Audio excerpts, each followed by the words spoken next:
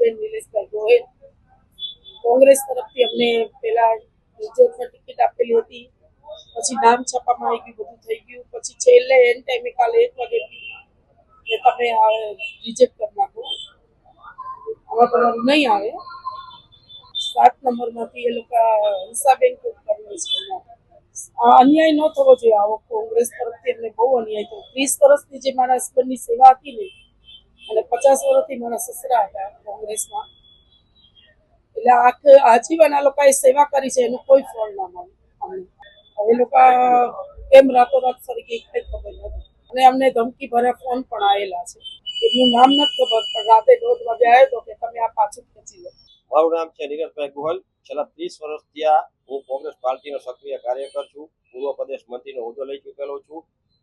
મારા ફાધર સ્વર્ગસ્થ ડાયાભાઈ ગોહિલ 40 વર્ષથી જે મનોજસિંહજી જાડેજા સ્વર્ગસ્થ ઇન્દિરાજી ની સાથે કામ કરેલું છે કોંગ્રેસ પાર્ટીમાં. ત્યારથી મેં કોઈ પક્ષ પલટો નથી કર્યો.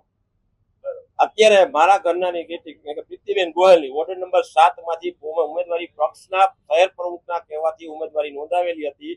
શહેર પ્રમુખે કીધું તમારું કન્ફર્મ છે, તમે પ્રચાર ચાલુ કરી દો. જ્યાં સુધી પ્રદેશની યાદીમાં નામ ન આવે ત્યાં સુધી મારે કેમ પ્રચાર ચાલુ કરો? પ્રદેશની યાદી ડિક્લેર થઈ જ નથી. પછી કાલે મને જાણવા મળ્યું કે ભાઈ તમારી જગ્યાએ બીજાનું મેન્ડેટ આપી દીધું છે. શનિવારે મને 2:30 વાગ્યા સુધી કે તમે કન્ફર્મ છો, તમારું કન્ફર્મ થઈ ગયું છે. ટીવી પેપરના માધ્યમથી મને જાણવા મળ્યું કે તમારું નામ યાદીમાં છે, તમે પ્રચાર ચાલુ કરો.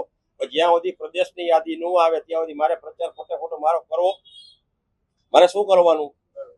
એટલે પછી આજે મને ખબર પડી કાલે કે મારા ઘરનાની ટિકિટ પ્રીતિબેન ગોહિલની ટિકિટ કોંગ્રેસ પક્ષે કાપીને બીજા વોર્ડ નંબર 7 માંથી એક લેડીઝને ટિકિટ આપી છે. એટલે મારે આ રોષ છે